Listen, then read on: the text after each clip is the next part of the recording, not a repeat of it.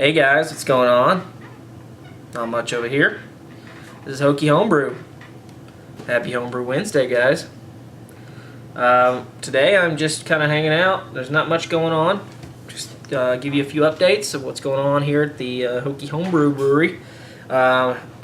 Anyways, right now I've got the rye barley wine fermenting, and you'll see that right here.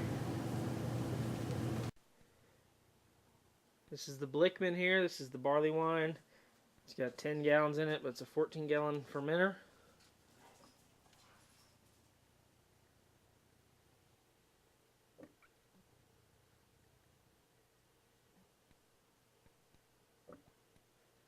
As you can see, this thing is still fermenting good.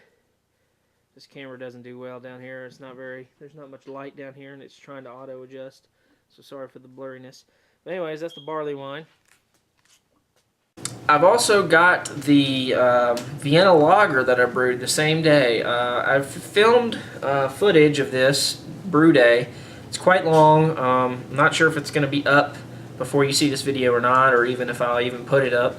But it was a double brew day. I mashed in while I was boiling the other one. Not to mention the barley wine was a 10-gallon batch, and I had to use 2 mash tuns because it was such a big beer. It was just a hellish brew day. I mean, it lasted about 10 hours, but I got 2 beers out of it. 1 10-gallon batch of barley wine and 1 5-gallon batch of Vienna lager, which is here. Alright, this is hard to see as well. It's really dark down here. This is inside the fridge. You can see it's still fermenting. And that's the Vienna lager. Got it at about 54 degrees inside this old kegerator. And that's what we got going on as far as fermentation goes. And my fridge is leaking, and they're licking it up. Huck! Come on. So yeah, that's what's fermenting right now. Those are the only 2 beers I got going. I just tapped a Apricot Blonde Ale that Kelsey, my girlfriend, actually brewed. And I'll show you that. Why not? Now.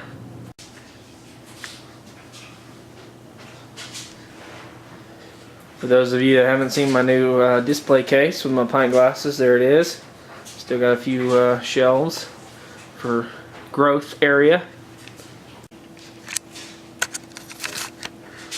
Well, it's Homebrew Wednesday. It's time to tap into some beers in the kegerator. I got the lights off in this room. It's very dark. Sorry. I don't feel like turning them on. Anyways, this is the Apricot Blonde Ale that my girlfriend brewed. So I'm going to pour me a pint of this. And I can't do this while holding this, so we're just going to have to set this down.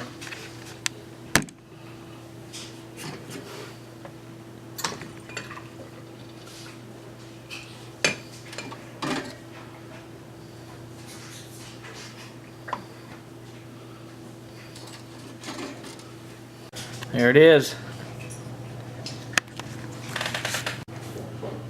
Cheers to this beer from Kelsey. We'll let it settle a little bit. How about that? There's another experiment coming up here shortly. Probably be popping in on that one as well.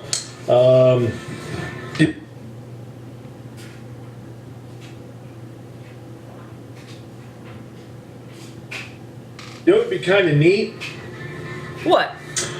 In conjunction with this I believe it's going to be a malt experiment. Yeah. I'd like to see what you guys over in the UK can come up with. Oh, wow. Or over there across the pond. That's a great idea, SJ. Seeing as that it's such a, it's kind of a, well, it's extremely expensive to try and ship back and forth between the US and the UK. Of course. I'd like to see some UK brewers get together. Maybe you can get somebody over there to head up your side of it. Hey. Get a couple brewers together and do a challenge beer over there. Kind of get the, the UK and the US going head to head there. It'd be kind of cool, wouldn't it? Hey, I don't know, man. I believe it would. US. Just a thought, throwing it out there. US would probably win They that. say. If you don't have some ideas, you ain't got nothing. Yeah, I don't know if they actually say that or not, but No, whatever. They don't say that. It's really hard to tell. But anyways, just wanted to make this real quick video, throw it out there. I'm going to sit back here now and finish my beer, watch a couple Homebrew Wednesday videos, and see what's up. What's up? This is SJ Poor from Little Face Brewing. Enjoy the fruits of your labor, folks. And brew beer. Brew beer. Brew. And that is my shitty internet. Brew beer, by God, brew beer. This is the Apricot Blonde Ale. Kelsey brewed this, my girlfriend. It's actually a Northern Brewer kit recipe, all grain, and it's from Dry Dock Brewing. It's a little local brewery in Colorado, I believe, and they have several recipes on there. And let me tell you, man, this thing came out phenomenal. I mean, I've already drank it, so this isn't like a first-time review.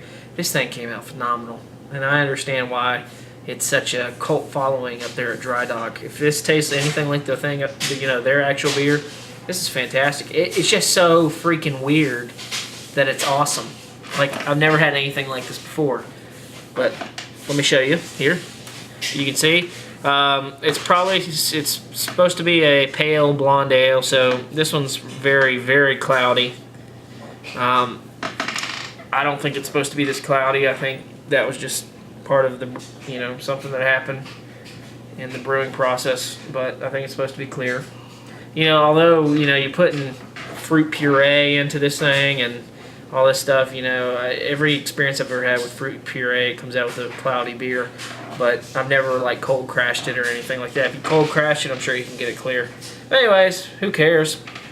Looks delicious, nice color, kind of a golden, dark golden color. This head on this thing is fantastic. I mean, look at this. You can see the lacing on the top of the glass that's sticking there. I mean, the lacing's ridiculous, and the head is, half a finger head, and it's white as white can be, just snow white, and it's a creamy, pillowy kind of head, and it's just not going anywhere. I mean, I'm shaking it up, and I let it sit for a while. It's just not going anywhere. That's persisting, and that's a great head on this beer. Carbonation's good. I have it kegged. Anyways, this is not really going to be a review because this is, as you'll see, the aroma. Nothing I've ever smelled before in my life. It's got a very, very strong smell. Okay? Very strong, and it's all the fruit. Yeah, that's all I'm getting is fruit. Now, the reason that's not familiar to me is because, honestly, before Kelsey brewed this beer, I had never eaten, and still actually have never eaten an apricot, or an apricot, however you say it. I don't know what they taste like. I just thought, hey, it's a fruit beer, it'll probably be good. I've never had an apricot. So, the smell, I guess it smells like apricot. It's very fruity. Unique, something I've never smelled before, and that's because I've never smelled an apricot. But there's no all flavors in the smell. It smells like fruit, and fantastic fruit at that. I must have been missing out my whole life. So, it smells delicious. Cheers.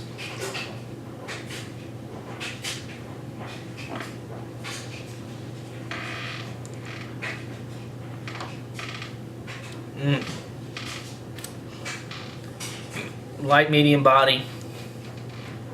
Medium carbonation.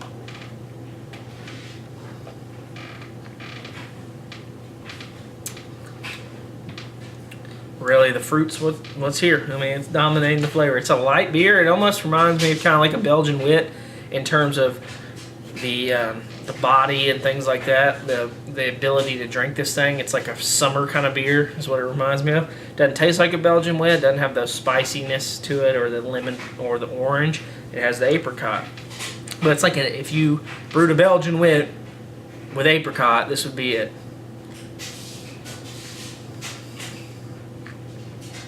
I mean, you could pound these, and I've done it because I've done it the last couple nights. And it's dangerous because, let me tell you why. This beer is on the record OG of 1061. However, that was before we added 3 pounds of apricot puree to the mix. The recipe calls for you to mash like normal and brew your beer. And then after 3 days of fermentation, you put in the puree, and it's 3 pounds. Well, the OG of the beer, just the normal beer, was 1061. So it was already going to be like a 6% beer. Then you throw in 3 pounds of apricot puree.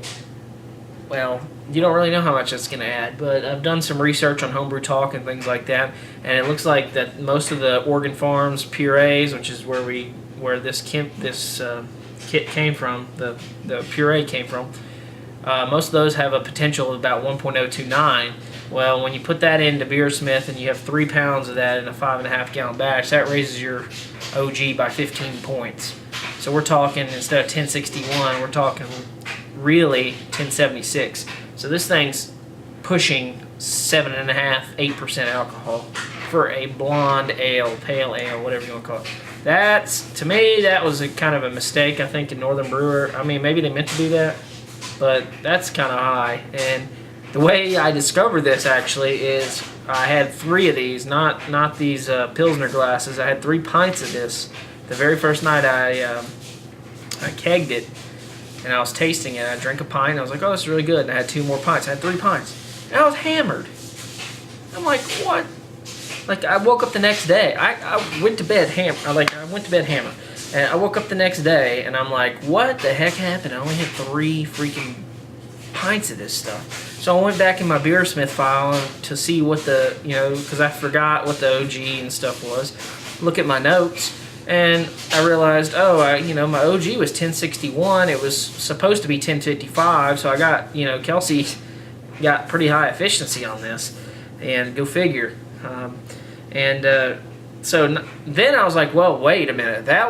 The puree wasn't added until after fermentation started. So that 1061 wasn't even including that. So I went back and did some research on that and found the potential of the puree. So, I figured it out from getting hammered off of it. 1076, it's about 7.5, 8%. And it's delicious. Try it if you haven't tried it. It's simple. It's like 95% 2-row and like 5% Crystal 20, I think. And then 3 pounds of Oregon Farms apricot puree. And it's Cascade at 60 minutes and 15 minutes for a total of like 20 IBUs or something. And a Whirlflock tablet for clarity, which obviously didn't do much. And that's it. Simple recipe from Dry Dock. It's delicious. They've gotten many awards off this beer, and I can see why. I mean, it's addicting. It's not something I would normally drink, but it's one of those things that it was so different, so weird, because I'd never had it before, that kind of fruit, that I just like it. And I'll probably drink a lot of it, and I'll probably get sick of it, and never want it again. But I'm drinking it right now. Cheers to Dry Dock. Cheers to Northern Brewer. Cheers to all you guys out there in Homebrew Wednesday land, YouTube, all you brew tubers, everyone that follows my vids, follows SJ Pour, follows all the guys in all the experiments, the Homebrew Wednesday people, everybody. Cheers to Homebeer Brewery. I like your vids. Anyways, I've been rambling. So, this was the Apricot Ale. Cheers, guys. And aside from that, I'm sitting here watching some CraigTube. I discovered something, in order to speed up your brewing process. I found that since I bought this new camera here, and catching up on some of the videos, why don't we crack into a beer? Okay, guys. In honor of the Hokie Homebrew experiment that we just did and the upcoming one. By the way, speaking of that, watch my latest video on the updates. I pretty much think that we've decided we're going to do a specialty malt experiment. It seems like that's what most people want to do.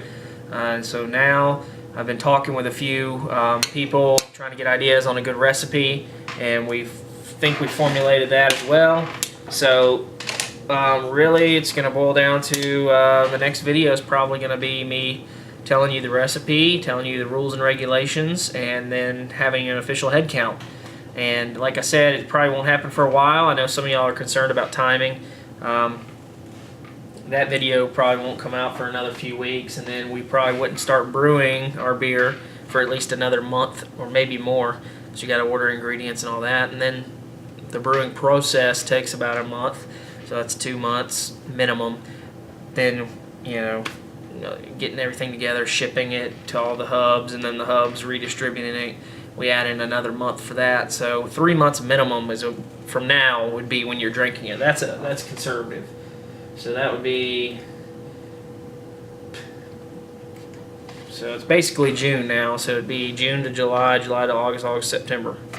So it'd be September or beginning of September when you're drinking them. That's conservative, I guess. Anyways, Okie Homebrew ESB got a 24-ounce bomber.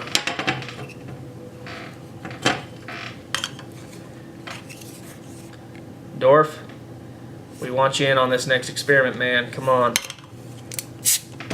What do I got to do to get you in? I told you I'd do whatever I had to do. Alright. I know a lot of you have already tried this one.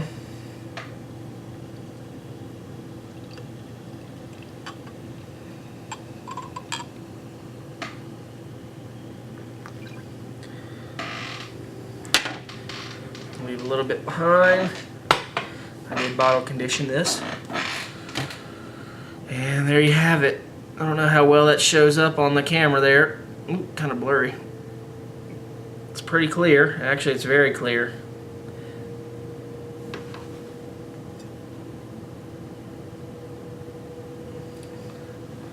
So, carbonation. Very good. Bubbles coming up. It's actually a little more carbonated than the last one. At least it appears to be.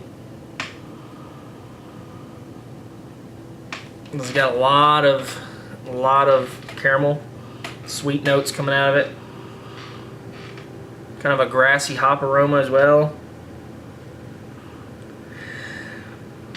Toffee. And that nutty character that the yeast must bring to it. So let's give it a shot. It's been, I don't know how long it's been. It's got a nice, the head on this one's a lot nicer than I remember. It's a nice, like, pillowy head. I mean, it's not very thick, but it's a nice little pillowy head, and it's lasting. It's got good lacing. Let's try it out. Yeah, lots of, like, nutty character to this. So, anyways, cheers.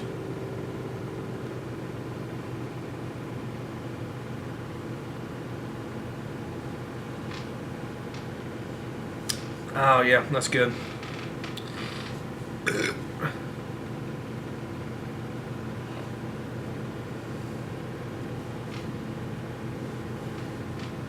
Good body, good medium body. Like I said, it's got that mostly like a, let's see, nutty, kind of bready kind of flavor going on. Finish is actually mostly sweet, but a little bit of bitterness in there, and there's definitely some hop flavor coming through there. It's not overly bitter, which ironically for an ESB style is not. It's not supposed to be like an IPA. It's not supposed to be overly bitter. So, anyways, I really like that beer. I'm probably gonna brew that again. Arrogant Bastard. I actually ordered ingredients for a nut brown. You mentioned in a video that you thought the yeast I used would be great in nut brown. As soon as I heard you say that, I was like, yes, that's exactly right. So I know I made a comment on your video that I was going to do it, and I ordered ingredients. So look forward to a video of that whenever I get those ingredients. What's upcoming next? Let's see, in my brew schedule. Like I said, I have the barley wine going. That's going to be at least a 3-month process on that one. What do I have upcoming? I've got the Okie Homebrew malt experiment, whenever that is. Looks like I'm going to brew the nut brown. I'm also going to do a pre-prohibition lager. I've been putting it off for a while. It's been on my list here. I brewed one, oh god, I don't remember how long ago, probably a year ago. It came out really good, but I bottle conditioned it, and it didn't carb up correctly. I think it was one of my first lagers, and I had let it lager obviously for 2 weeks, so a lot of the yeast settled out, and then I tried to bottle it, and there wasn't enough yeast left in the beer to carbonate the beer. So it came out flat basically, but it was a good beer. The pre-prohibition style is supposed to be kind of like your normal American style Pilsner or lager, except it's a lot more harsh, a lot more bitter, hoppy flavors coming through. It's supposed to mimic what the beer tasted like before Prohibition. Then I'm going to brew a blueberry ale, actually, based off the recipe for the apricot ale that I did. I really enjoy that one. I got that one off Northern Brewer. It's the Dry Dock apricot ale and apricot pale ale, I guess. And it came out really, really, really nice. So I kind of took that recipe and tweaked it a little bit, and I'm going to do blueberry and try a nice blueberry style blonde ale. And yeah, those are pretty much the 4 main ones coming up. Then maybe a double IPA at some point. And Russian Imperial Stout. I need something to go in those barrels. I got 2 barrels now. I've got the 10-gallon barrel, which is what the barley wine is probably going to go in, and then I've still got the 5-gallon barrel. I need to put something in that. So, anyways, guys, for Homebrew Wednesday, if you haven't watched the video on the next Hokie experiment, go back and watch the video. It's probably going to be the one before this video, maybe 2 back, and comment on that video and watch for updates. The next one should be the official head count video, so start thinking about it if you're interested and all that good stuff. If you don't know the details, go back and watch the Hokie yeast experiment in terms of how much it's going to cost to join and all that, and shipping costs and all that kind of stuff. So cheers, guys. Happy Homebrew Wednesday, and cheers.